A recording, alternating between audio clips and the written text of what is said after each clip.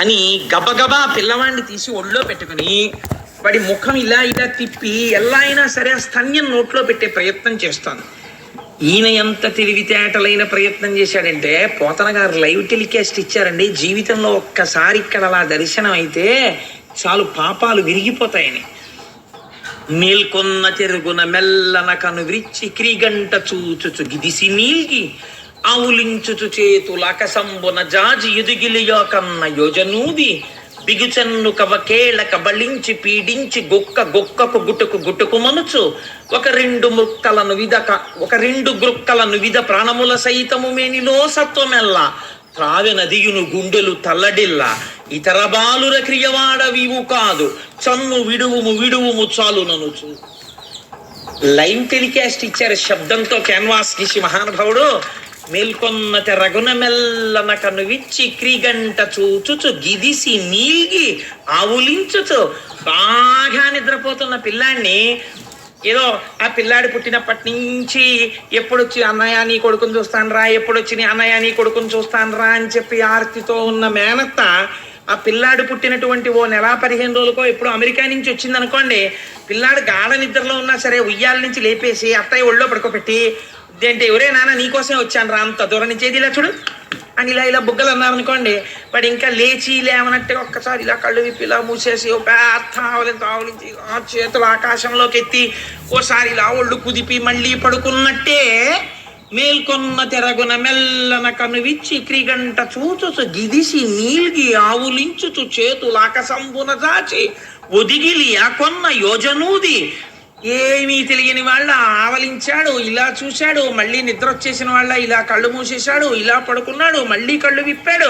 అబ్బా తాగక తప్పదా అన్నట్టుగా చూసి ఏంటమ్మా ఈ పాలు తాగడం నిద్రలో అని విసుక్కుని అయినా తాగడం అలవాటైపోయిన వాళ్ళ అమ్మ స్తన్యం తాగినట్టే ఆ స్తన్యాన్ని తన బుజ్జి వేళ్లతో ఇలా పట్టుకుని గుట్టుకు మనుచు గుట్టుక్కమని వినపడిందిట. పిల్లలు చాలా గమ్మత్తుగా ఉంటుంది, వాళ్ళకి తెలిసి తెలియక మంచి గాఢ నిద్దట్లో తాగుతుంటే అని గుట్టగా వినపడుతుంది. అలా ఆ గుట్టుకు మనుచు పోతన గారు ఎక్కడ వరకు విన్నారో చూడండి. కృష్ణుడి కంఠంలోకి దిగుతున్న పూతన పాలని విన్నారు ఆయన. గుట్టుకు మనుచు ఒక 2 గుక్కలు తాగారంతే. నువిధ ప్రాణముల సైతము మేనిలో సత్వమెల్లా, గుండెలలో ప్రాణాల దగ్గర నుంచి ఆవిడ శరీరంలో ఉన్న శక్తిని అంతటినీ లాగేశారు 2 గుక్కల్లో. ఇప్పటి వరకు తాగు అనడమే తప్ప వదులు అనడం ఆవిడికి తెలియదు. ఇప్పుడు ఈవిడేమంటోంది, మేనిలో సత్వమెల్ల త్రావెనదియును గుండెలు తల్లడిల్లా ఇతర బాలుర క్రియవాడవివు కాదు చన్ను విడువుము చాలు ననుచు వదలరా బాబోయ్ అంటోంది ఆవిడే. పట్టి విడువరాదు నా చేయి పట్టుకుంటే వదులుతాడైనా తాగేశాడు. తాగేయగానే ఆ కామరూపం పోయి ఒక్కసారి గిర్ర తిరుగుతూ ఆ నెత్తురు కక్కుతూ భయంకరమైన శరీరంతో 13 కిలోమీటర్లండి పూతనా శరీరం. అంటే సామర్లకోట రైల్వే స్టేషన్ దగ్గర కాళ్ళుంటే ఇంద్రపాలెం లాకుల దగ్గర తలబడింది, అంత పెద్ద శరీరం. దారుణ లాంగూల దంతదండంబులు నగగహ్వరము బోలు నాశికయును గండశైలాకృతి కలకు చెయుగములు అని గండశైలాకృతి కలకు చెయుగమును ఆ జాగుకట్టల పోరు చెరకోరు హస్తంబు అంకిన చెరువుతో నెనయు కడుపు చీకటి నూతుల జనయునేత్రంబులు పెనుదిబ్బ పోలుడు పెద్ద చిరము కదిసి షట్క్రోశ దీర్ఘమై కదిసి చూడ 13 కిలోమీటర్ల దూరం ఎంత ఉంటుందో అంత పెద్ద శరీరంతో వచ్చి నెత్తురు కక్కుతూ నేల మీద పడిపోయేటప్పుడు ఒక గమ్మత్తు జరిగింది. స్తన్యపానం చేస్తున్నటువంటి కృష్ణుడు ఆవిడ గుండెల మీద ఉన్నాడు. ఆ గుండెల మీద ఉన్న కృష్ణుడిని అలాగే చేతులతో పట్టుకుని గిరగిర తిరిగి పడిపోతే పోతన గారు అంటారు, దారుణలాంగుల దంతదండంబులు నగగహ్వరము బోలు నాశికయును. దంతదండంబులు అంటే ఆ కోరలు ఎలా ఉన్నాయంటే నాగేటి చాళ్ళు ఉంటాయి. ఆ నాగలికి భూమిలో పెట్టి దున్నేటప్పుడు ఇలా ఏటవాలుగా ఉంటుంది ఆ నాగేటి చాలు, అది ఎలా ఉందో అలా ఉన్నాయి ఆ కోరలు. దారుణ లాంగల దంతదండంబులు నగగహ్వరము బోలు నాశికయు, పెద్ద కొండ గుహల్లాంటి ముక్కులు, గండశైలాకృతి గల కుచయుగమును విరిసితూలెడు పల్ల వెంట్రుకలును పెద్ద పెద్ద పర్వత శిఖరాలు ఎలా ఉంటాయో అటువంటి స్తన్యములు, ముళ్ళ పొదలు ఎలా ఉంటాయో అలాంటి వెంట్రుకలు, చీకటి నూతుల జనయునేత్రంబులు. ఆ చచ్చిపోవడంలో ప్రాణాలు శక్తి లాగేశారేమో, కళ్ళు వెనక్కి వెళ్ళిపోవడంలో ఇలా చీకటి నూతులు అని ఉంటాయి. ఒక పెద్దాపురంలోనే చూశాను నేను వాటిని, నా అదృష్టం కొద్దీ. అది తాడు బకెట్ ఎప్పటికెడుతుందో మనకి తెలియదు. అలా తాడు వదిలేస్తే అది వెళ్ళిపోతుంది. వెళ్ళిపోయిన తర్వాత బహుశా వెళ్ళింది అని మనం ఊహించాలి. ఊహిస్తే అప్పుడు దాన్ని ఆ బకెట్ ఇలా కదిపితే నీళ్ళు ఎక్కుతాయి. నేను నా పెళ్ళైన కొత్తల్లో పెద్దాపురంలో ఉండే రోజుల్లో పంపు రాకపోతే స్నానం చెయ్యాలి కదా అని నా భార్య, నేనెక్కడ తోడుతానండి మీరు తోడండి అనేది. 3 బకెట్లు తోడేటప్పటికి గోడలు జారిపోయేవి. అప్పుడు ఇంకా నేను దీనికి ఏది శరణ్యమో అని ఆలోచించి, ఆల్రైట్ నువ్వేం చెయ్యొద్దు కానీ నువ్వు తోడద్దు, నువ్వు దగ్గర నించో, నేను గానుగద్దులా నా కర్మపాశాలు నేను మోసుకున్నట్టు ఈ తాడట్టుకు పోతాను. అలాగే బకెట్ దగ్గరికి వచ్చేసాక ఓయ్ అనో కేకై ఆగుతాను. ఈ నీళ్లు నువ్వు పోసేసి మళ్ళీ అను వెనక్కి వస్తాను, మళ్ళీ బకెట్ లోపలికి పోతుంది. కాబట్టి ఎందుకని దాని లోతు ఎంతో మనకి తెలియదు. పెద్దాపురం లోతులు అలా ఉండేవి ఆ నూతులు. నా జీవితంలో పడిన కష్టం పెద్దాపురంలో. కాబట్టి చీకటి నూతుల జనయునేత్రంబులు, ఆ పూతన యొక్క కళ్ళు చీకటి నూతుల్లో ఉన్నాయిట. గుడ్డెక్కడుందని కనిపెట్టాలి. చీకటి నూతుల జనయునేత్రంబులు, ఇవన్నీ నువ్వు పెద్ద పట్టించుకోకు. చీకటి నూతుల జనయునేత్రంబులు పెనుదిబ్బ పోలెడు పెద్ద పిరుదు, పెద్ద దిబ్బలు ఎంతంత ఉంటాయో అటువంటి పిరుదులతో కూడినదై, ఎండిపోయిన చెరువు ఎలా ఉంటుందో అటువంటి కడుపుతో, కదిసి షట్కోశ దీర్ఘమై కదిసి చూడ భయదమగుదాని కళేబరము చూచి గోపీజనంబులు గుమికూడి బెగడుచుండిరి మనమున బెదరు కదిరి. ఈ గోపీజనం అంతా శరీరం చుట్టూ నిలబడ్డారు. అయ్య బాబోయ్ ఎంత పెద్ద రాక్షసి అంటున్నారు. కృష్ణుడు పడిపోయాడని వాళ్ళకి తెలియదు. ఈ యశోదకి తెలుసు, ఆ రోహిణికి తెలుసు. అయ్యో పిల్లాడని పర్వతం ఎక్కినట్టు ఎక్కారు ఆ శరీరం మీదకి భుజాల నుంచి. ఎక్కి వెతుకుతున్నారు ఏడి పిల్లాడని. వాళ్ళ మనసులో ఏమిటంటే అంత పెద్ద రాక్షసితో పడిపోయాడు, ఇలా చేతులతో పడిపోయాడు. కాబట్టి పసికూన ప్రమాదం జరిగి ఉంటుంది అని వాళ్ళు అనుకున్నారు. ఈయనేం చేశాడు, వీళ్ళు ఎక్కేటప్పటికి ఏమీ తెలియని వాళ్ళే ఉంటాడు. చక్కగా నవ్వుతూ ఇగో ఈ వెనకాల ఉన్నాడు కదా, అలా హాయిగా ఆవిడ గుండెల మీద పడుకుని ఏమీ తెలియని వాళ్ళ కాళ్ళు 2 ఆకాశంలోకి ఎత్తి చేతులెత్తి ఓ బోసినవ్వు నవ్వుకుంటూ ఉంగా అంటున్నాడు. వీళ్ళు చూసి పాపం అనుకున్నారు, అయ్యో ఎంత అదృష్టమో పిల్లాడు బతికున్నాడమ్మా అని. నేలంకూలిన మేటి పెన్నురముపై నిర్భీతి క్రీడించు ఓ బాలారమ్మని మూపు చేర్చుకొని సంస్పర్శించి ఆరాటును గోళాంగూలము తిప్పి గోరజములం చల్లించి గోమూత్రముంజల్లి తద్బాలాంగంబుల గోమయంబలదిరా 12 నామంబులన్. ఇది భక్తి అంటే. వాళ్ళ పిల్లాడిని ఎత్తుకుని భుజం మీద పడుకోబెట్టుకుని ఎంత అదృష్టమమ్మా పిల్లాడు బతికాడు అనుకుని కిందకి దిగి, అయ్య బాబోయ్ కానీ ఇంత పెద్ద శరీరంతో ఈ రాక్షసి తిరుగుతూ కింద పడిపోతే పిల్లాడు భయపడ్డాడేమో, ఆయనకా భయం. భయనాశన అని పేరు ఆయనకి. వీళ్ళు అనుకుంటున్నారు ఎంత పిచ్చి వాళ్ళో చూడండి. ఇది పరమభక్తి అంటే. తెలియాలా కృష్ణుడని? తెలియక్కర్లా. తెలియకపోయినా వస్తువుని ప్రేమించారు, గట్టెక్కి పేరంతే. కాబట్టి ఇప్పుడు ఈ పిల్లాడికి రక్ష పెట్టాలనుకున్నారు. అనుకుని గబగబా ఒక ఆవు దగ్గరికి తీసుకెళ్లారు. భాగవతం చెప్పుకుంటూ గోపూజ చేసి గోవుకి ప్రదక్షిణం చెయ్యకపోతే నిష్కృతి ఉంటుందండి. ఆ ఆవులతోనే కృష్ణయ్యకి అనుబంధం. రేపు మహాశివరాత్రి నాడు పొద్దున్న 3 గోవులు దూడలతో అలా నించున్నాయి అనుకోండి, మనందరం వాటికి పూజ చేస్తున్నాం అనుకోండి, మీకు ఒక పరమ సత్యం చెప్పనా? కృష్ణయ్య వచ్చి ఇక్కడే ఉంటాడు. ఎక్కడ ఉన్నాడు? భాగవతం మొదల నుంచి ఇక్కడే ఉంటాడు. అక్కడ ఉన్నాడుగా గురువాయూరప్ప కింద వచ్చి ఇక్కడే ఈ ప్రాంగణంలో తిరుగుతూ ఉంటాడు. ఎందుకంటే ఆయనకి నందవ్రజం కనబడుతుంటుంది ఎదురుకుండా ఆవులు దోళ్ళలో చూడగానే. వాటికి మనం పూజ చేయగానే పొంగిపోతాడే. అందుకే మహాశివరాత్రి నాడు గోపూజతో ప్రారంభం చేస్తున్నాం కార్యక్రమాన్ని. చక్కగా మనందరం ఆ గోవులకి ప్రదక్షిణం చేద్దాం. మనందరం నందవ్రజంలో గొల్లలం అయిపోదాం, ఏమీ తెలియని వాళ్ళలాగా. కాబట్టి వాళ్ళ ఆ పిల్లాడిని ఎత్తుకుని ఆవు దగ్గరికి తీసుకెళ్ళి ఆవుతో ఒక పిల్లాడి చుట్టూ తిప్పి ఆవు మూత్రం తీసి ఆయన మీద చల్లి నీ శిరస్సును కేశవుడు రక్షించుగాక, కంఠమును ఏదో హృషీకేశుడు రక్షించుగాక, హృదయమును వామనుడు రక్షించుగాక, గర్భమును మాధవుడు రక్షించుగాక, ఏదో తొడలను స్వామి ముకుందుడు రక్షించుగాక. ఏ నామం పెట్టి చెప్పినా ఆయన పేరే కదండి, అడుగిటైనా. కాబట్టి కేశవ, నారాయణ, గోవింద, విష్ణు, మధుసూదన, త్రివిక్రమ, వామన, హృషీకేశ, ఈ 12 నామాలు పెట్టి శరీరంలో ఉన్నటువంటి ప్రధానమైన అంగాలకి పేడ పూస్తూ రక్ష పెట్టారు. ఇవన్నీ ఎవరు? కేశవుడు బాహువులను రక్షించుగాక, గోవిందుడు శిరస్సును రక్షించుగాక అంటే అవన్నీ కృష్ణుడు కాకుండా ఇంకోళ్ళు ఉన్నారేంటి? ఆయనే.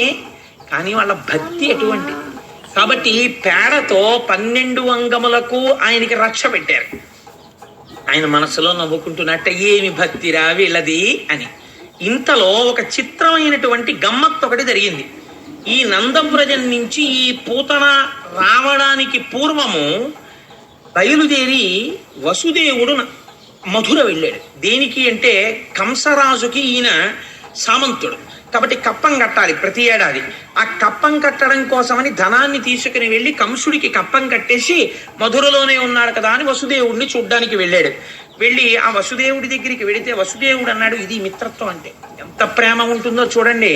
ఆయన ఎదురొచ్చి కౌగిలించుకుని అన్నాడు, వసుదేవా, మహానుభావ, చాలా సంతోషమయ్యా, ఇన్నాళ్ళకి ఒక మంచి మాట విన్నానోయ్ నందా, నీకు కొడుకు పుట్టాడు అని విన్నాను. ఎంత ఐశ్వర్యమున్నా పిల్లలు లేని ఇల్లు అసలైన ఐశ్వర్యము లేని ఇల్లే కదా, అందుకని నువ్వు గొప్ప ఐశ్వర్యాన్ని పొందావు, నేను చాలా సంతోషిస్తున్నాను అన్నాడు. అంటే మిత్రత్వం అంటే ఎలా ఉంటుందో చూడండి. వసుదేవుడు అన్నాడు, నిజమేనయ్యా, నువ్వు చాలా గొప్ప మాట మాట్లాడావు. నేను కప్పం కట్టడానికి వచ్చి నిన్ను చూసిపోదామని వచ్చాను. నీకు పుట్టారు 6 కుమారులు, కానీ 6గురిని దుష్టుడైన కంసుడు సంహరించాడు. నీకు దేవకింజనించిన సుతానీకంబు దొట్టోడమున్ని కంసుడు వధించే మీ సుతం తుదిన్ హింసింప తప్పి తానాకాశంబునకేగ బాలయతి దైవాధీనమాపద్దశన్ శోకం వందు నెతజ్ఞు ఉరడిలు నాసూనుడు నీసూనుడే. ఆయన అన్నాడు, 6 పిల్లల్ని కంసుడు సంహరించాడు. 7వది ఆడపిల్ల. ఆడపిల్లని కూడా దుర్మార్గుడు సంహరించపోతే ఆకాశంలోకి వెళ్ళిపోయి. కాబట్టి నువ్వేం బెంగ పెట్టుకోకోయ్ వసుదేవా, నా కొడుకు నీ కొడుకే. నాకు కొడుకున్నాడు కదా ఇప్పుడు కృష్ణయ్య, వాడు నీ కొడుకే అనుకో అన్నాడు. అసలు నిజంగా అంతే కదండి, ఈయన ఆయన కొడుకే. అంటే వసుదేవుడు అన్నాడు, ఆయన త్రికాలవేది మహానుభావుడు. మీరు మొదటి నుంచి వింటున్నారు కదా, వసుదేవుడు అంటే ఎంత మాట తప్పని వాడో. ఆ అనుష్ఠాన బలంలోంచి వస్తుంది ఆయన మాట అంటే. అది సత్యమయ్యే శక్తి. అది అన్నిసార్లు పణం పెట్టరు, కొన్నిసార్లు అనుగ్రహం కలిగితే పణం పెడతారు.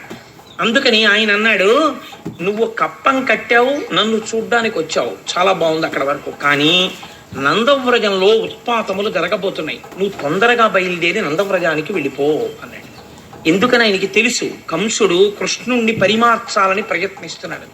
గబగబా బయలుదేరి వచ్చేస్తున్నాడు. వచ్చేస్తుంటే ఈ రాక్షసి యొక్క శరీరం పడిపోయింది.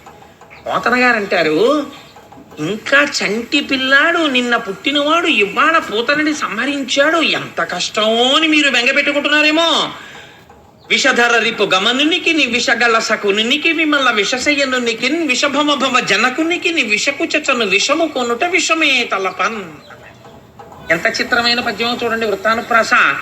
విషధర రిపు గమనునికి, విష అంటే విషమును ధరించినటువంటి పాములకు శత్రువైన గరుత్మంతుణ్ణి తన వాహనంగా పెట్టుకున్నవాడికి, విషగల సకునునికి కంఠమునందు హాలాహలమును నిలుపుకున్నటువంటి మహాపురుషుడైన పరమశివుని యొక్క స్నేహితుడికి, విషభవ జనకునికి తామర పువ్వు, తామర పువ్వులోంచి పుట్టినవాడు బ్రహ్మ, ఆ బ్రహ్మగారికి తండ్రి అయినవాడు. విషభవ జనకునికి విషకుచను విషము కొనుట విషమే తలపన్. నీళ్లలో పాము మీద పడుకునే అలవాటు ఉన్నవాడికి ఒక స్త్రీ స్తన్యములోంచి వచ్చినటువంటి విషం తాగడం పెద్ద విషయమా? తాగేశాడయా. కాబట్టి ఈ నందాదులు అటువైపు నుంచి వస్తున్నారు. దారిలో అడ్డంగా పడిపోయింది శరీరం. చూశారు, వసుదేవుడు చెప్పింది యథార్థం. చూశావా మహానుభావుడు, బ్రహ్మమును తెలుసున్నవాడు యథార్థం చెప్పాడు. ఉత్పాతం వస్తోంది నందవ్రజంలో అన్నాడు. ఇక్కడ ఈ రాక్షసి పడిపోయింది అని వెంటనే గొడ్డళ్ళు తీసుకొచ్చి ఆ శరీరాన్ని ముక్కల కింద తెగనరికారు. తెగనరికి ఈ శరీరాన్నంతటినీ ఊరికి దూరంగా తీసుకెళ్లి పెద్ద పెద్ద కుప్ప వేసి ఎండుకట్టెలు తీసుకొచ్చి దాని చుట్టూ పేర్చి తైలం పోసి అగ్నిహోత్రాన్ని వెలిగించారు. సహజంగా ఏమనుకుంటారు, ఆవిడ రాక్షసి, కొవ్వుతో నిండిపోయి ఉంది శరీరం, కాబట్టి అది కాలిపోతున్నప్పుడు దుర్వాసన వస్తుంది అని వెనక్కి తిరిగి వెళ్ళిపోతున్నారు. పోతన గారు అన్నారు, పొగిలి పొగిలి కాలు మగువ దేహము నుండి అగరు పరిమళముల పొగలు వెడలి దేహ కల్మషములు శ్రీహరిముఖమున త్రావబడుట చేసి భువరేణ్య. అగరవత్తులు కాలిపోతుంటే ఎటువంటి సువాసన వస్తుందో పూతన కాలిపోతుంటే అటువంటి సువాసన వచ్చింది.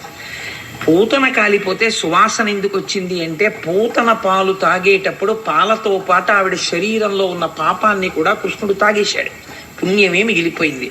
అందుచేతనే ఆ శరీరం కాలిపోతుంటే అగరవత్తుల వాసన వచ్చింది అన్నాడు. ఇక్కడ పోతన గారు చాలా చమత్కారంతో కూడినటువంటి పద్యాలు కొన్నింటిని వేశారు. ఆయన అంటారు, హరితన మీదన్ కరములు పదములనిడి చన్ను కుడిసిక దిశిన మాత్రం హరిజనని పగిది పరగతి కరిగిన దురితములు బాసిన సురంగమయున్. ఆవిడ తల్లిలా వచ్చింది కానీ తల్లి కాదు, తల్లిలా పాలిచ్చింది కానీ తల్లిలా పిల్లాన్ని పెంచాలని ఇవ్వలేదు, చంపాలనిచ్చింది. కానీ తల్లి ఎలా ఒళ్ళో పెట్టుకుంటుందో అలా పెట్టుకుంది, తల్లి ఎలా స్తన్యం నోట్లో పెడుతుందో అలా పెట్టింది, ఎలా పిల్లవాడి తల దగ్గరికి పెట్టుకుంటుందో అలా పెట్టుకుంది. ఇలా పెట్టుకున్నంత మాత్రం చేత కృష్ణుడి కాళ్ళు చేతులు తగిలినంత మాత్రం చేత నిజంగా శ్రీమన్నారాయణుడికి తల్లి ఉంటే ఏ లోకాలకి వెడుతుందో ఆ లోకాలకి పూతన వెళ్ళిపోయింది. ఏం ఆశ్చర్యం అండి! వెన్నుని కొకపరి విషమగు చన్నిచ్చిన బాలహంత్రి చనినట దివికిన్ హరిగని చన్నులు కుడిపెడు తరుణుల ప్రాపించు పదము తలపన్ వశమే. క్వశ్చన్ వేసి వదిలిపెట్టేశారు పోతన గారు. సంపేద్దామని పాలిచ్చినటువంటి పూతన ఊర్ధ్వలోకాలకి వెళ్ళిపోయింది.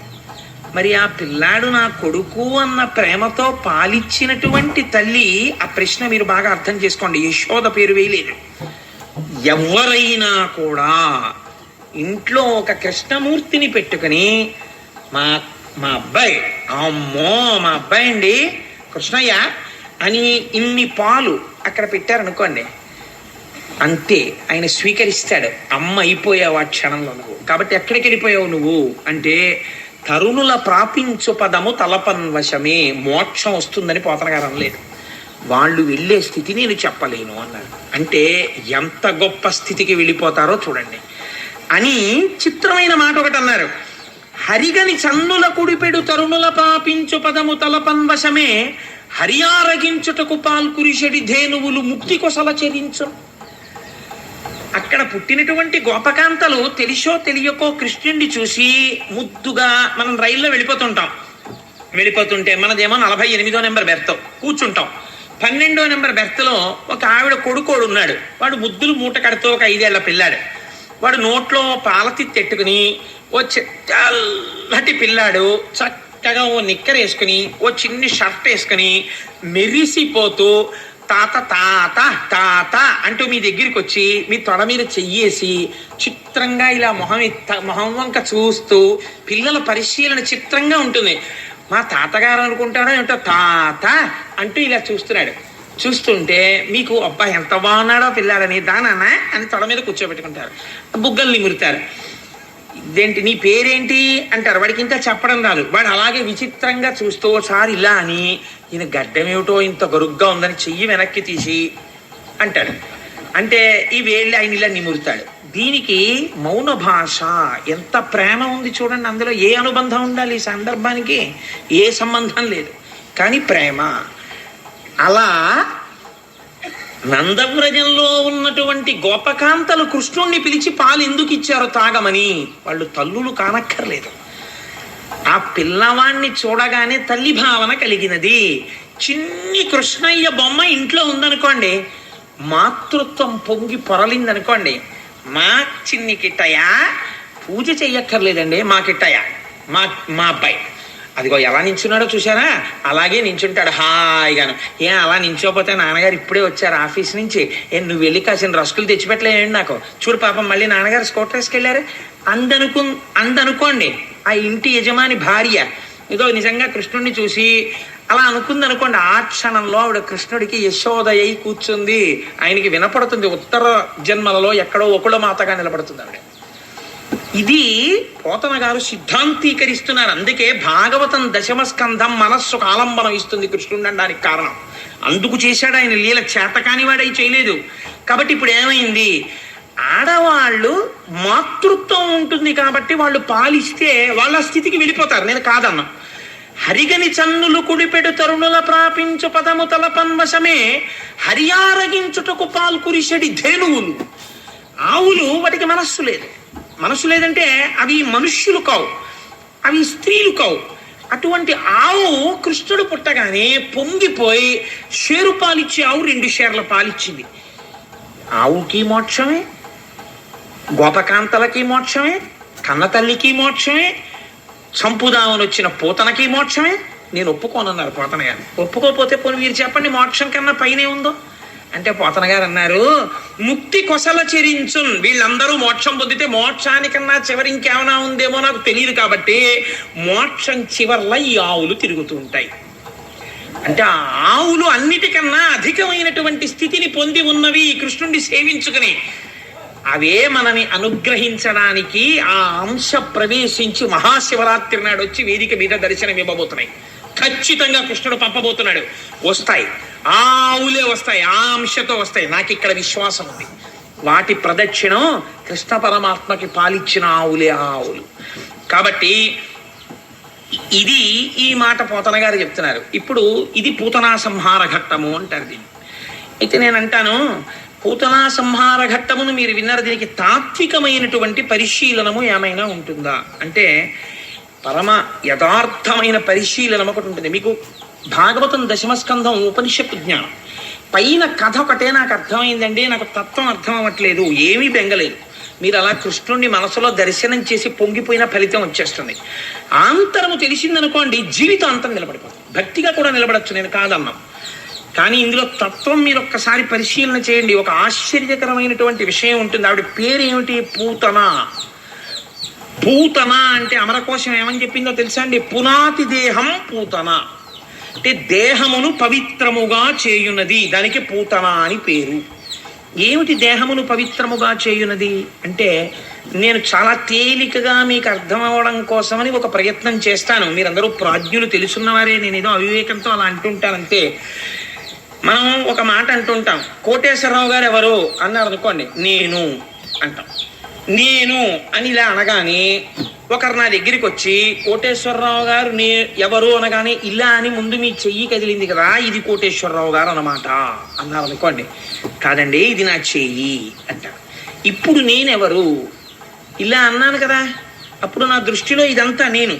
కానీ ఇప్పుడు మీరు వచ్చి ఇది మీరా అని అడిగారు అనుకోండి, కాదు, ఇది నా చెయ్యి. ఇది మీరా, ఇది నా కాలు. ఇది మీరా, కాదు ఇది నా కడుపు. ఇది మీరా, ఇది నా గుండె.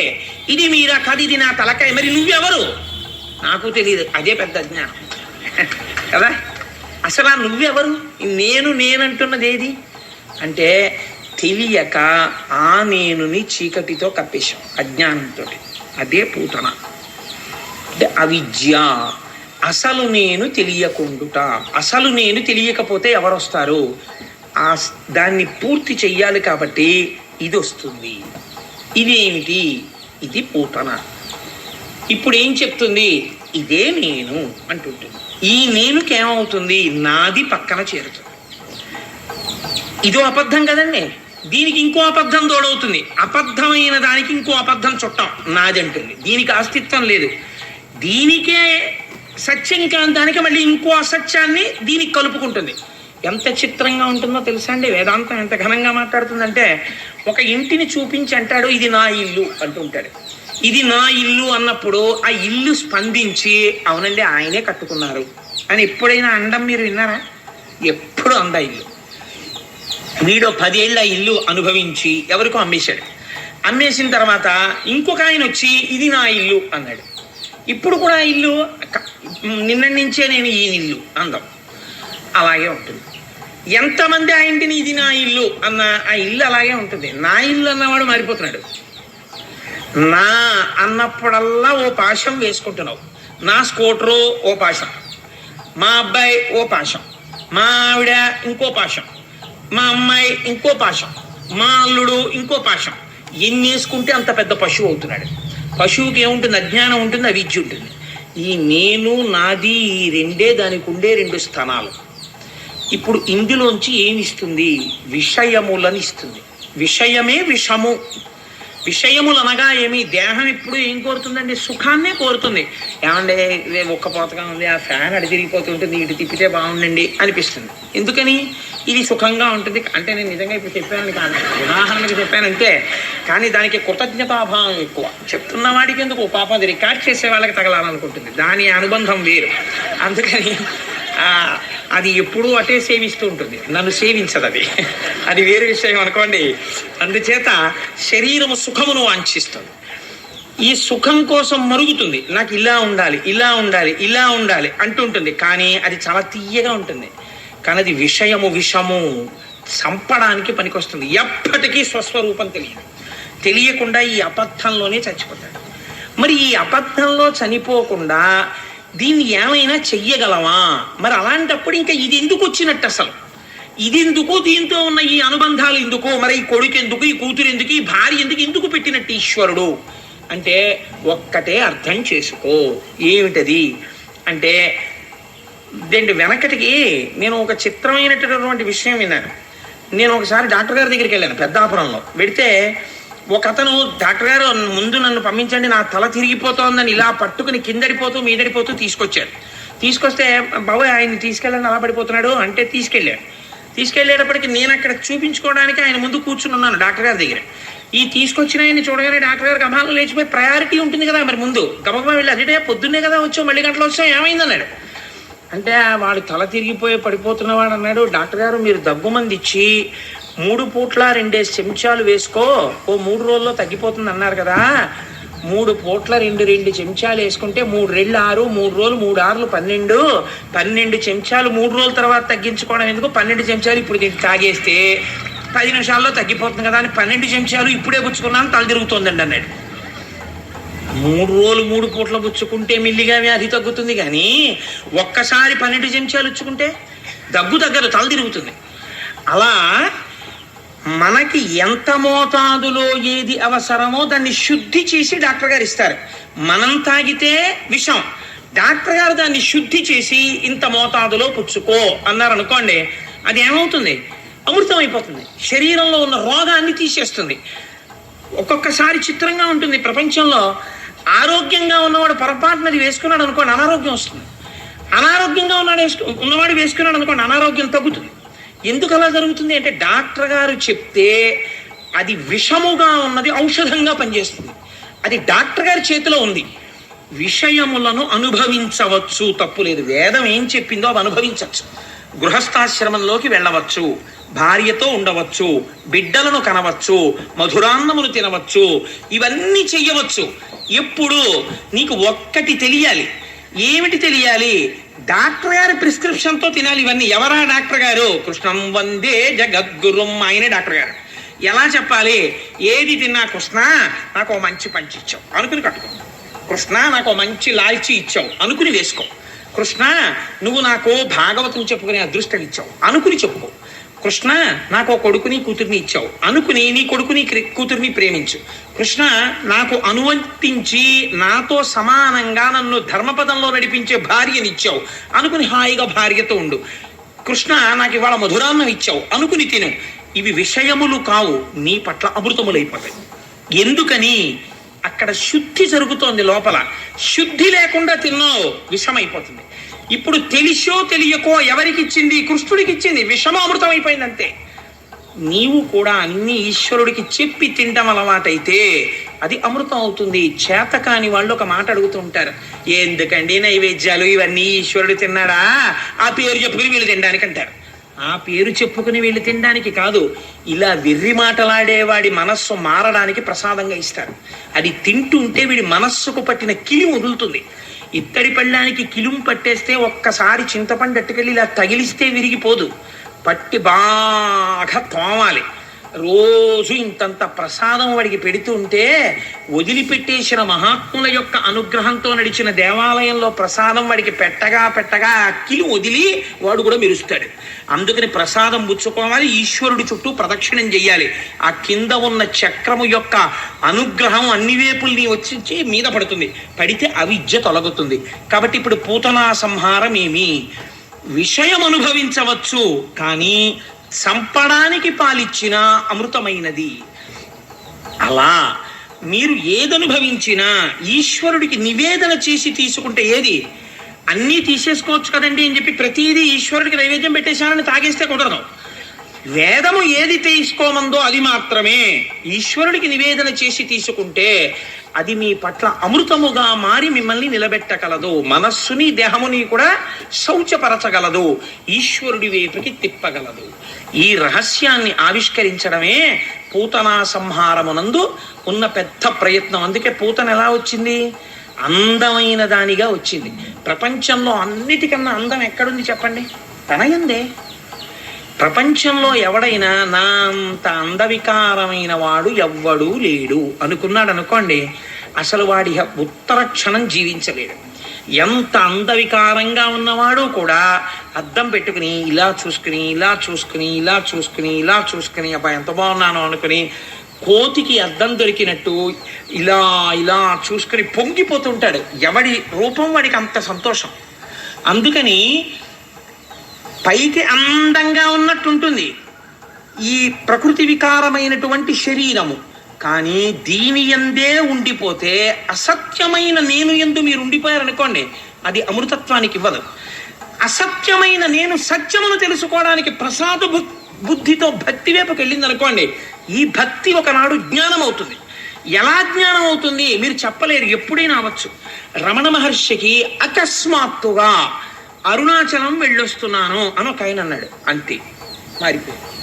అదేంటి ఆ మాట అలా ఎందుకు మారుస్తుంది? ఎవరైనా మా ఊళ్ళో కనపడి నన్ను కాకినాడలో అరుణాచలం వెళ్ళొచ్చా అంటే నేను అయిపోయాను అలాగా, నేను అవ్వలేదు. మరి రమణ మహర్షి ఎందుకు అయ్యారు అంటే ఎప్పుడు భక్తి జ్ఞానంగా మారింది. ఈ భక్తి ఎన్ని జన్మలలోది మీకు నాకు తెలియక్కర్లేదు, జ్ఞానంగా మారుతుంది. మారే ముందే ఆయన అరుణాచలం గుళ్ళోకి వెళ్ళి వచ్చి కూర్చుని తపస్సులో కూర్చున్నారు. ఇది భక్తి జ్ఞానముగా పరిణమించుట. ఇప్పుడు ఏమైంది? అసలు నేను ఎక్కడుందో పసిగట్టారు ఆయన. ఇక్కడ ఉన్నది అసలు నేను, దానికి మరణము లేదు అని ఆ అసలు నేను ఎందు నిలబడ్డారు. నిలబడితే ఏమైంది? మోక్షస్థితిని పొందేస్తారు. అంతటా పరివ్యాప్తమైన నేనుని పొందారు. కాబట్టి నువ్వు కూడా అలా పొందాలంటే ఏం చెయ్యాలి? నువ్వు కూడా భక్తితో పూతనా సంహార ఘట్టాన్ని విని ఈ ప్రయత్నం నువ్వు మొదలెట్టాలి. అంతేకాని తిన్నగా వెళ్ళిపోయి అసలు నేను దగ్గర నిలబడతానంటే ఒక్క నాటికి నిలబడలేవు. అది బుకిష్ నాలెడ్జ్ అవుతుందంటే అదో మోహబుద్ధి. కాబట్టి నిన్ను నువ్వు సంస్కరించుకోవాలంటే ముందు భక్తితోనే మొదలెట్టాలి. అది ఎప్పుడు జ్ఞానం అవుతుంది నీకు తెలియక్కర్లేదు. కుక్కర్లో అన్నం ఎప్పుడు ఉడికింది నీకు తెలియక్కర్లేదు. అందుకే ఒక అద్భుతమైన మాట చెప్తారు పెద్దలు. దాని గురించి ఏమంటారంటే అగ్నిహోత్రంతోటే జ్ఞానాన్ని పోలుస్తారు. There is a fraction of time which is unknown to you. కుక్కర్లో ఉన్న అన్నంగా మీరు పోసినటువంటి బియ్యపు గింజలన్నీ కూడా మెతుకులయ్యాయి. ఎప్పుడయ్యాయి మీకు తెలియక్కర్లేదు.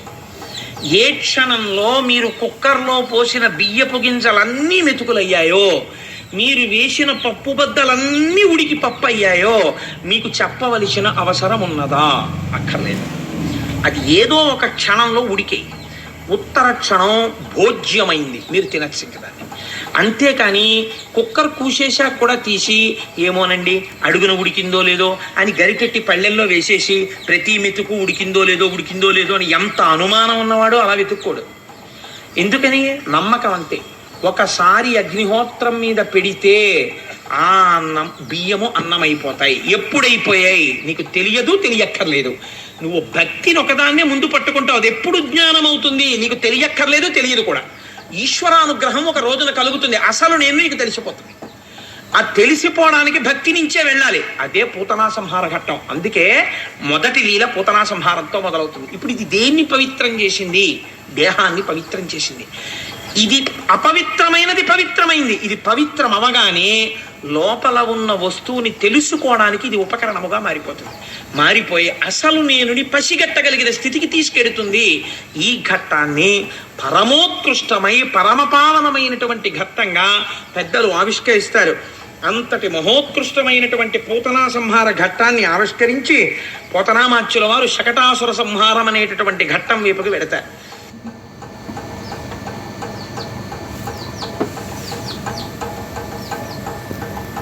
ఎంత చిత్రంగా ఉంటుందో చూడండి ఆ ఘట్టం. అది చూడ్డానికి చాలా చిన్న ఘట్టం, చాలా చిన్న లీల. ఆయన పుట్టగానే చేసినటువంటి లీలలు ఏవి ఉన్నాయో కృష్ణలీలలన్నీ కూడా మనని జీవితంలో ఇలా చెయ్యిచ్చి పైకెక్కించేసేటటువంటి లీలలు. బాగా జ్ఞాపకం పెట్టుకోండి, జీవితంలో వేదాంతముగా ఎప్పుడూ లోపల నిలబడదు. విన్నా కూడా పక్కన ఒక ఆలంబన ఉండాలి. మీరు అన్నాన్ని అన్నంగా తినలేరు, పక్కన కూరో పచ్చడో పులుసో ఉండాలి. అలాగే మీకు ఎప్పుడూ కథగా ఉండాలి. అటువంటి కథ లేకపోతే ఈశ్వరుడు లీల చేస్తాడు. నేను ఏదో చేశాననుకోండి, ఇది కోటేశ్వర లీల అని ఎవడు పిలవడం, నా కర్మ అని జరిగింది అంటారు. అదే కృష్ణుడు చేశాడనుకోండి, లీల అంటారు. ఎందుకని అంటే ఆయన కర్మతో చేసినది కాదు, లోకమునకు ఏదో పాఠం ఉన్నది. పాఠం నాకు అర్థం కాలేదు, ఏం బెంగలేదు, నీకు కథగా అర్థమైనా చాలు. మనస్సునది పట్టుకుంది, అది పట్టుకున్న వస్తువు పరమ పవిత్రమైన వస్తువు. అది ఒకనాడు నిన్ను ఉద్ధరిస్తుంది. అది ఎలా ఉద్ధరిస్తుందో నీకు చెప్పి ఉద్ధరించక్కర్లేదు, ఉద్ధరించేస్తుంది. కాబట్టి ఈ లీలల వెనకాతల అంత పవిత్రత, అంత గొప్పతనం, అంత ఔచిత్యము వీని యందు ఉన్నది. ఒకనాడు కృష్ణ పరమాత్మ బోర్లా పడ్డారు. నేను పరమాత్మ అన్న శబ్దాన్ని భక్తి చేత వాడుతున్నాను, కానీ అప్పటికి ఆయన పసిపిల్లవాడు. కేవలం పిల్లల్ని మొట్టమొదట్లో పడుకోబెడితే ఎటు పడుకున్నవాడు అంటే ఆ కాళ్ళు చేతులు ఆకాశం వంక చూసి ఇలా ఇలా తిప్పుతూ ఆడుతూ నోరు తెరిచి అండం తప్ప ఇంకేం తెలియదు. మొదట చేసేది ఏది అంటే బోర్ల పడతారు. బోర్లా పడితే ఇంట్లో అదో పెద్ద ఉత్సవం. ఇంట్లో ఉన్న వాళ్ళు పెద్ద కేకేస్తారు, ఏమండో పిల్లాడు బోర్లా పడ్డాడంటారు. అనగానే అందరూ వచ్చి ఆ 2-3 ఇళ్ళకి 4 ఇళ్ళకి చెప్పి వెంటనే మేనత్త కబురెడుతుంది, పిల్లాడు బోర్లా పడ్డాడు, మేనత్తను రమ్మని. మేనత్తలది ఎంత ముద్దో వాళ్ళది అన్నదమ్ముడు బిడ్డ కోసం అని. వాళ్ళు పరిగెత్తుకొస్తారు. వెంటనే జింహచాపల్ని ఏదో వంకెట్టుకోవాలి కదా, అందుకని బోర్లా పడ్డాడు బొబ్బట్లో ఏదో అంటారు అని ఉడుగు తినేస్తారు. వీళ్ళు ఉడుగు తినేస్తారు. పాపం వాడికి ఏముంటుంది, పాపం కొంత తప్పే ఉందనుకోండి, వాళ్ళ పిల్లాడు సంతోషం వండుకు తిన్నారు కాదని మనం ఎందుకు అనాలి మధ్యలో. అందుకని బోర్లా పడ్డాడని బొబ్బట్లో ఏవో వండుకుంటారు. కానీ యశోద అలా చేయలేదు, బొబ్బట్లు వండుకోలేదు. ఆవిడేం చేసిందంటే కృష్ణుడు బోర్లా పడ్డాడు కాబట్టి నేను ముత్తైదవులను పిలిచి వాళ్ళకి పసుపు కుంకాలు ఇస్తాను, వాళ్ళకి చీరలు పెడతాను, రవికిల గుడ్డలు పెడతాను, బ్రాహ్మణుల్ని పిలిచి గోదానం చేస్తాను, ఈశ్వరుడికి అభిషేకం చేస్తానండి. అంటే అన్నీ కూడా దైవం వైపుకి చూస్తోంది యశోద. అందుకే యశస్సుని ఇచ్చున్నది. కీర్తి ఎటువైపు నుంచి వస్తుందో, జీవితం ఎటు నడవాలో యశోద వైపు నుంచి తెలుస్తుంది. మీరు యశోదని చూస్తున్నారనుకోండి, మీరు ఏం చేయాలో మీకు తెలిసిపోతుంది. పిల్లాడు బోర్లా పడ్డాడు, నువ్వు బొబ్బట్లు తింటాం కాదు, ఈ శివాలయానికి వెళ్ళి ఓ అభిషేకం చేయించు, ఓ రామాలయానికో కృష్ణాలయానికో వెళ్ళి ఇంత తులసి పూజ చేయించు, నీ మనవడు బోర్లా పడేటటువంటి అదృష్టం నీకు ఈశ్వరుడు సమకూర్చినాడు. ఒక మంగళప్రదమైన కార్యం నడుస్తోంది, పిల్లవుడు వృద్ధిలోకి వస్తున్నాడు, అది ఈశ్వరానుగ్రహంగా చూడు. అందుకని యశోద వైపు నుంచి చూడాలి. కాబట్టి ఆవిడ ఏం చేసింది, అభిషేకాదులు చేస్తోంది. ఇంటి నిండా బ్రాహ్మణులు వచ్చారు, పూజలు జరుగుతున్నాయి, నందుడు మంచి సంతోషంగా ఉన్నాడు, ఇంటికి అందరూ వచ్చారు, వాళ్ళతో మాట్లాడుతున్నాడు. అబ్బో మీ పిల్లాడేమిటో పూతన మీద పడిపోయాట, బతికాట అని కథలుగా చెప్పుకుంటున్నారు. ఇప్పటి నుంచి ఆయన్ని మాత్రం తీసుకెళ్ళి, వాళ్ళది ఏముందండి, చక్కగా వాళ్ళ ఐశ్వర్యం అంతా పశువులు పాడి. అందుకని ఆ ఇంట్లో బీరువాలు లాకర్లు ఇలాంటివి ఉండవు. వాళ్ళ ఐశ్వర్యం అంతా ఏంటంటే పాలకొండలు, పెరుగుకుండలు, నీతి కుండలు. అందుకని ఓ బండి ఇంట్లో పెట్టేశారు. పెట్టేసి ఆ బండి నిండా ఇవన్నీ పెట్టేశారు, అరటి పళ్ళ గెలలు, ఆ పాలకుండలు, పెరుగు కుండలు, నీతి కుండలు ఇవన్నీ దానికి పెట్టేశారు. ఆ బండికి కూడా ఓ తోరణం కట్టేశారు. అక్కడే ఓ మంచం వేశారు, ఆ మంచం మీద ఓ పరుపు వేశారు, ఆ పరుపు మీద కృష్ణుడిని పడుకోబెట్టారు. పడుకోబెట్టి ఉత్సవం అంతా ఎవరి కోసం, ఈయన బోర్లా పడ్డాడు కాబట్టి ఉత్సవంలో పడి ఈయన్ని మర్చిపోయాడు. ఈయనేం చేశాడు, ఈయనకి ఆకలేసి, ఆయనకి ఆకలేస్తుందండి, వేసింది. ఎందుకు వేసింది, ఇది మీరు బాగా గుర్తుపెట్టుకోవాలి. ఎవరి కోసం చేస్తున్నారు ఉత్సవం, ఈయన కోసం చేస్తున్నారు ఉత్సవం. మీరు చేసే ఏదైనా ముడిక్కడ పడి ఉండాలి. మొదటి పెట్టి ఇంజన్ వదలకూడదు, మిగిలిన పెట్టిలన్నీ తిరుపతి వెళ్తాయి. మొదటి పెట్టి వదిలేసింది అనుకోండి, ఇంజన్ ఒకటే వెడుతుంది తిరుపతి. కాబట్టి మొదటి పెట్టి చాలా జాగ్రత్తగా వెయ్యాలి, ఇంజన్తో లింకు. ఏది చేసినా మొదటి కార్యం ఆ ఈశ్వరుడితోటే మొదలవ్వాలి. ఈశ్వరానుగ్రహం అని ముందు అని ఇంట్లో ఇది జరిగిందా, రేపు ఒక్కసారి అయితే గుళ్ళోకి వెళ్ళి ఏమి చేయించడానికి నీకు టైం లేదో 11 రూపాయలు హుండీలో వేసి వస్తాను అనగలగాలి నువ్వు. ఆ 11 రూపాయలు కూడా నీకు లేకపోతే ఈశ్వరుడే నిన్ను మొట్టికై మొట్టేయడు, ఒక్కసారి వెళ్ళి స్వామికి నమస్కరించి వస్తాను అనగలగాలి నువ్వు. అన్ని ఈశ్వరానుసంధానం చెయ్యగలగాలి. ఆవిడ ఈశ్వరానుసంధానం చేస్తోంది. ఇక్కడ ఈయనేం చేశాడు, ఆకలేసేసింది, ఆకలేసి ఏడుపు వచ్చింది, ఏడుపు మొదలెట్టాడు. ఏడుపొచ్చి నిదిరించిన శిశువాకు నిగిదుకుచు చనుగోరి కెరలి కిసలయ విలస మృదు చక్ర చాప రేఖాస్పద పదమున తన్నెనొక్క బండిందండిన్. ఇదో చిత్రమైన మాట. పడుకున్న పిల్లాడికి ఇలా కాళ్ళు ఎత్తడం తప్ప ఇంకేమీ రాదు. ఆ పక్కన ఏముంది, ఓ బండి ఉంది, అది ఆయన పక్కనే ఉంది ఆ బండి. ఈ పిల్లాడు ఏడుస్తూ నిదురించిన శిశువాకుని అప్పటిదాకా నిద్రపోతున్నాడు. ఇప్పుడు ఆయనకి ఆకలేసింది. చనుగోరి అమ్మ వచ్చి స్తన్యం ఇవ్వలేదు, అందుకని కోపం వచ్చేసింది. కెరలి కిసలయ విలస మృదు చక్ర చాప రేఖాస్పద పదమున, చిన్ని అరికాలు, ఇంత అరికాలు, దానికేమో చిన్ని ఇంతంత పెసరకాయల్లో ఉన్నంత పెసర గింజలంతంత వేళ్ళు, వాటికో ఇంతంత తెల్ల గోళ్ళు, అంతా కలిపి ఇలా ముట్టుకుంటే గట్టి గట్టిగా మెత్తమెత్తటి పాదం, ఎర్రటి అరికాలు, అందులోనేమో శంఖము చక్రము అమృతపాత్ర నాగలి మొదలైనటువంటి దివ్య చిహ్నములు. ఇప్పుడు ఈ పాదం ఎత్తి, ఇది మీరు చాలా జాగ్రత్తగా గుర్తుపెట్టుకోవాలి, పోతన గారు ఒక్క అక్షరం అనవసరంగా వేరు.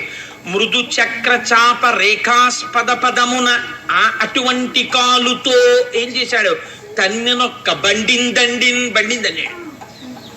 ఇప్పుడు ఈయన బండిందంటే ఎలా తన్నాడంటే గభాలను తనడానికి ఆయన ఏం పెద్ద ఒంట్లో ఓపిక ఉన్నవాడు గాడప్పటికి. పసి పిల్లాడు ఆడుకుంటూ కాళ్ళు ఎత్తడం పిల్లలకి అలవాటు కదా, కాళ్ళు ఎత్తి ఏడుస్తుంటారా, కాళ్ళు ఎత్తడంలో కాలు వెళ్ళి ఇలా బండికి తేలింది, తగలగానే బండి ఏమైంది. శకటము హరిదన్ని నది విప్రకటంబై ఎగసి ఎరుసు భరమున గండ్లున్ వికటంబుగ నేలంబడి అకటాయని గోప బృందమ ఆశ్చర్యపడెన్. ఈయన కాలు తగలగానే ఆ బండి ఆకాశంలోకి ఎగిరిపోయి దాని చక్రాలు ఇరుసు అన్ని ధ్వంసమైపోయి అక్కడి నుంచి కింద పడిపోయింది. ఆ బండి తుత్తునియలైపోయింది. అయిపోగానే ఆశ్చర్యపోయి అక్కడ ఉన్నటువంటి గోపకాంతలు యశోద నందుడు పరుగున అక్కడికి వచ్చారు. ఫంక్షన్ జరుగుతున్నప్పుడు పెద్దవాళ్ళందరూ అక్కడ ఉంటారు, పిల్లలందరూ ఆ చోట గుమిగూడి ఆడుకోవడం మొదలెడతారు. ఈ కృష్ణుడి దగ్గర ఆడుకుంటున్నారు ఈ పిల్లలందరూ. వాళ్ళని అడిగారు, వచ్చి రే ఏమైందిరా, బండి ఎందుకు ఎగిరిందని అడిగారు. అడిగితే వాళ్ళు అన్నారు, నిదిరించిన శిశువాకుని ఏడ్చిన కాలెత్తి తాకిన ఈ శకటం ఎగిరెను కాని ఏ మూలమున బండియగదని తద్బాలుని కడ నాడు చుండి పలికిరి శిశువుల్. వాళ్ళకి అబద్ధాలు ఆడడం రాదు పిల్లలు వాళ్ళు. అందుకని నాన్నగారు ఇంట్లో ఉండేవిరే, కాలింగ్ బెల్ మోగుతాను నేను లేనని చెప్పేయంటే వాడికి వెళ్ళి తలుపు తీసే, నాన్నగారు లేరని చెప్పేమన్నారంటే నేను హెచ్చరు తలుపు. అలా వాళ్ళకి అబద్ధం చెప్పడం రాదు వాళ్ళకి. అందుకని వాళ్ళు ఏం చేశారు, అవును మేము ఇక్కడే ఉన్నాం, ఇక్కడ ఆడుకున్నాం, మేము చూసాం, ఆయన ఏమో లేచాడు ఏడిచాడు ఆ పిల్లాడు, ఆ పాలు కావాలని, ఆ ఏడుస్తున్నాడు, వచ్చి చెప్దాం యశోదకు అనుకున్నాం, ఇంతలోకే పంటలు వేసుకుంటున్నాం కదా అని చూసాం, కాలు ఇలా కదిపడి కాలు తగిలి బండి ఎగిరిపోయింది అన్నారు. అంటే వీళ్ళు అన్నారు చూసి, ఏమిట్రా వీళ్ళు మాట్లాడే మాటలు, బాలుండెక్కడ బండి ఎక్కడ, అబోభాగంబుపై ఏర్పడన్ కాలంతన్నుట ఎక్కడాటపడుచుల్ కల్లాడిరి జడ్డుంబల్ కేలోకంబుననైన చెప్పబడునే ఏ చందమోగాక ఎంచాలాపించుతు వ్రేలు వ్రేతలు ప్రభూతాశ్చర్యలై అరందరం. ఎంత వాళ్ళన్నారంటే బాలుండెక్కడ బండి ఎక్కడ, పిల్లాడు చూస్తే ఇంతున్నాడా, బండి చూస్తే అంతుందా, బండిని కాలుతో ఇలా అన్నాడా, బండి ఎగిరిపోయిందా, ఏమిటోనండి కృష్ణలీలన్నీ అబద్ధాలు ఏడా అర్థం ఉందా ఏమిటో ఆయన చెప్పడం ఏమిటి, వీళ్ళు వినడం ఏమిటండి, అంటే పిల్లట ఇలా అన్నట్ట బండి ఎగిరిపోయిందిట అని మనం అనక్కర్లేదు, వాళ్ళే అన్నారు. బాలుండెక్కడ బండి ఎక్కడ, అభోభాగంబుపై ఏర్పడం కాలం తన్నుట ఎక్కడ, ఆకాశానికి ఎగిరిపోయేటట్టు పిల్లాడు తన్నేసాడా బండిని. ఈ జడ్డుంబల్కే లోకంబుననైన చెప్పబడునే ఏ చందమోగాక ఎంచాలాపించుతు వ్రేలు వ్రేతలు. ఏమిటి జడ్డి మాటలు, పిల్లలు ఇలాగే మాట్లాడతారు, వాళ్ళకి తెలియదు, ఏదో చెప్పేశారంతే అనుకున్నారు, కానీ వాళ్ళు చెప్పింది సత్యం అని యశోదకి తెలుసున్నది ఒక్కటే. ఆవిడ ఏం చేసిందంటే గబగబా పిల్లాన్ని తీసుకుని, అయ్యో నాన్న, అసలు నువ్వు బోర్లా పడ్డావని ఇంత ఉత్సవం చేశానా, ఆకలేసిందా నాన్న, నేను చచ్చిపోయాను రామ్మా అంటారంతే ఆడవాళ్ళు. ఎంత బెంగో పిల్లాడికి ఆకలేస్తే, మర్చిపోయాను నాన్న, గుక్క పెట్టి ఏడ్చావా, నీ కాలు ఎంత నిప్పెట్టేసిందో అని గబగబా, అలిసితివి కదన్నా, యా కొంటివి కదన్నా, మంచి అన్న ఏడ్పు మానువన్నా, చన్ను కుడువుమన్నా, సంతసపడుమన్నా, అనుచు చన్ను కుడిపే అర్భకునకు. వాళ్ళకి ముద్దొచ్చేసింది అనుకోండి, ఒకటికి 10 మాటలు, నా బుజ్జి కదూ, నా కన్న కదూ, నా నాన్న కదూ అంటారు. పోతన గారు అలాగే వేశారు ఆ పద్యం. అలసితివి కదన్నా, యా కొంటివి కదన్నా, మంచి అన్న ఏడ్పు మానుమన్నా, చన్ను కుడువుమన్నా, సంతసపడుమన్నా, అనుచు చన్ను కుడిపే అర్భకునకు. ఎంత దర్శనం చేశాడో, ఆ ఘంటం ఎలా వెళ్ళిపోయిందో మహానుభావుడిది. ధన్యుడైపోయాడు పోతన గారు. ఆ పద్యాలు చెప్పగానే మనం ధన్యులం అయిపోతున్నాం. నాన్న అలిసిపోయావా, బండికి తగిలిందా నీ కాలు, కాలేం నెప్పట్లేదు కదా, ఏడుస్తున్నావా, నేను అక్కడ ఉండిపోయానా, నాన్న పాలు తాగు నాన్న, నాకు తప్పైపోయింది నాన్న, ఇంకెప్పుడు నీకు పాలు ఇవ్వకుండా ఎక్కడికి వెళ్ళనే అని ఆ పిల్లాడికి ఎందుకండి అంత ఎక్స్ప్లెనేషన్ అంటే, అది అమ్మ హృదయం, ఆ మాతృత్వానికి ఉన్న గొప్పతనం అది. అందుకే స్త్రీ జన్మకి ఏది సార్థకత, ఆ మాతృత్వమునందు ఆ దేవతాంశ ప్రవేశించినది, పరాభట్టారికా రూపమై నిలబడినది. అందుకనంత గొప్పతనం వచ్చింది స్త్రీకి అని. ఆ పాలు పడితే పరమాత్మ అంతటి వాడు యశోద పాలు తాగేశాడు. ఆ మాటలకి పాలు తాగేసి ఆవిడ ఒళ్ళో పడుకున్నాడు. ఇది చాలా చిన్న లీల. ఇంత చిన్న లీల చాలా తక్కువగా ఉంటుంది, కానీ ఈ లీల వెంటనే 2వ లీల కింద చేశాడు పరమాత్మ. ఎందుకు చేశాడు మీరు గమనించారనుకోండి, చాలా ఆశ్చర్యంగా ఉంటుంది. మనకి ఈ శరీరమును ఈశ్వరుడు ఇచ్చాడు. మీకు కపిల గీత చెప్పినప్పుడు నేను ఒక మాట చెప్పాను, నిన్నటి రోజు కూడా నేను ఒక మాట చెప్పాను. ఆకు పురుగు ఆకు మించి ఇంకొక ఆకు మీదకి వెళ్ళేటప్పుడు ఉపాధిని తన శరీరాన్ని కదిపినట్టు లోపల ఉన్న జీవుడు వేరొక శరీరములోకి ప్రవేశిస్తాడు అని.